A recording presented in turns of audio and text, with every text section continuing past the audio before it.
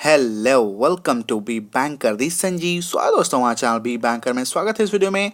दोस्तों सुनिए, आपको बताने जा रहा हूँ बेसिक से इंग्लिश, बिल्कुल बेसिक से बिल्कुल आसान भाषा में, आसान तरीके से। बने रहिए वीडियो के अंत तक। चलिए शुरू करते हैं।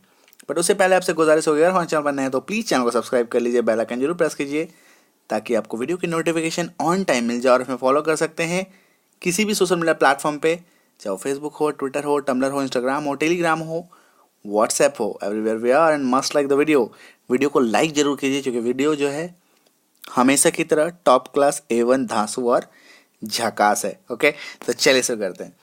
दोस्तों जैसा कि आपने पोस्टर में पढ़ा, जो आपने देखा, उनका जो नाम है, ग्रामेटिकल नाम है प्रोनाउंस, अर्थात सर्वनाम। बहुत ही अहम योगदान होता है इसका अंग्रेजी की शुरुआत करने में। ओके, और ये बटा है 3 भाग में, first person, second person, third person. और फर्स्ट पर्सन की अगर मैं बात करूं तो ये बटा हुआ है 2 भाग में, सिंगुलर और प्लूरल। सिंगुलर अर्थात एक वचन, प्लूरल अर्थात बहुवचन, है ना। सिंगुलर यानी कि एक और प्लूरल यानी कि एक प्लस, एक से अधिक। क्लियर है। तो सिंगुलर में आता है आई का मतलब होता है मैं, मुझे, या समटाइम्स मेरे भी होता है। तो आप कहेंगे सर आई का मतलब मेरे, ये कैसे हो सकता है। मैं आपको एग्जांपल देता हूँ, जैसे कि आई हैव अ पेन, है ना, मेरे पास एक कलम है। तो मेरे, आई हैव अ पेन, मेरे पास एक कलम है ना। तो आई का मतलब मेरे भी होता है। ओके, बट इसका मेन मीनिंग जो है वो मैं है, मुझे है, ऐसे यूज़ होता है। जैसे कि मुझे भी आप कहेंगे कि सर कि मुझे तो कैसे होगा, मुझे भी तो नहीं होता, मुझे का तो माई या मी होना चाहिए। नहीं, जैसे कि अगर मैं कहूँ कि आई लाइक सैंडविच, मुझे सैंडविच पसंद है ना। तो आई का मतलब मुझे भी हो सकता है। ओके, मी का मतलब भी मुझे होता है, माई का मतलब मेरा। और आप बहुत सारे वाक्यों में माइन देखते होंगे, MINE। माइन का मतलब मेरी या मेरा, दोनों चलता है ना। डिपेंड करता है कि कैसा पुलिंग है, स्त्रीलिंग है। जैसे कि कार, कहते हैं ना, ये मेरी कार है, दिस कार इज माइन, है ना।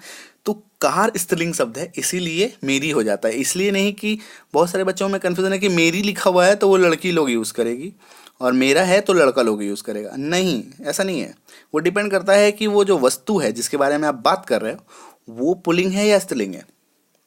ओके, चलिए देखते हैं प्लूरल। प्लूरल यानी कि बहुवचन। इसमें जो शब्द है वी मतलब हम सब, हम लोग। ओके, तीनों होता है। नेक्स्ट इज अस का मतलब हमें। ओके, नेक्स्ट इज आवर का मतलब हमारा या हमारी, दोनों होगा। क्लियर है। और आवर्स का मतलब भी हमारा ही होता है।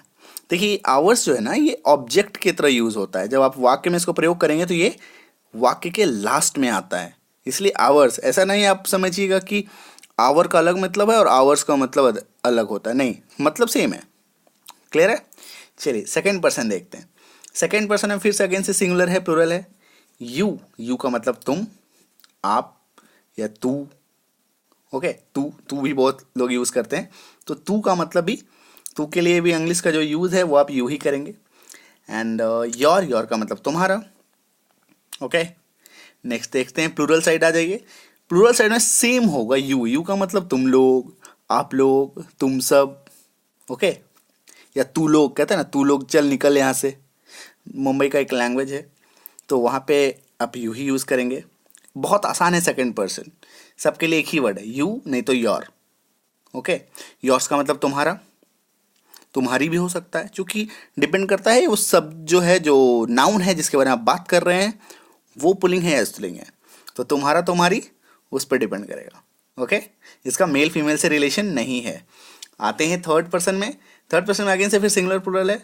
ही का मतलब वह, पुरुष के लिए यूज होता है, मेल के लिए यूज होता है। नेक्स्ट इज सी का मतलब वह, फीमेल के लिए यूज होता है, स्त्रीलिंग, स्त्री के लिए, स्त्रीलिंग के लिए। नेक्स्ट इज इट का मतलब यह जो है वो बेसिकली यूज होता है न्यूटर जेंडर के लिए। न्यूटर जेंडर यानी कि जिसको देख करके आप बता नहीं सकते ये पुल्लिंग है या स्त्रीलिंग है। जैसे चेयर, कुर्सी, है ना। तो वो कुर्सी के बारे में आप क्या बता सकते हैं, वो पुल्लिंग है स्त्रीलिंग है, कुछ भी नहीं, है ना। तो ऐसे शब्दों के लिए इट का प्रयोग होता है। नेक्स्ट इज नेम, कोई भी नाम नॉर्मली सिंगुलर होता है ना, चाहे वो लड़का का नाम हो या लड़की का नाम हो। बट अगर 2 नाम एक साथ यूज करें तो वो प्लूरल हो जाएगा। क्लियर है। नेक्स्ट इज प्लूरल में आ जाइए दे का मतलब वे लोग, वे सब, या ये लोग भी होता है ना। जैसे कि इन लोग, ऐसे कि इन लोगों ने मुझे परेशान किया, है ना, तो दे ट्रबल्ड मी, इन लोगों ने परेशान किया, तो इन लोग भी होता है, यूज पर डिपेंड करेगा। ठीक है, तो वे लोग, वे सब, ये लोग सब आ जाएगा दे में। क्लियर है माय फ्रेंड? चलिए थोड़ा और देख लेते हैं थर्ड पर्सन का थोड़ा। अब ऑब्जेक्ट केस देखेंगे। ऑब्जेक्ट केस का मतलब ये होता है कि ऑब्जेक्ट जो है ना वो वाक्य के लास्ट में आता है नॉर्मली।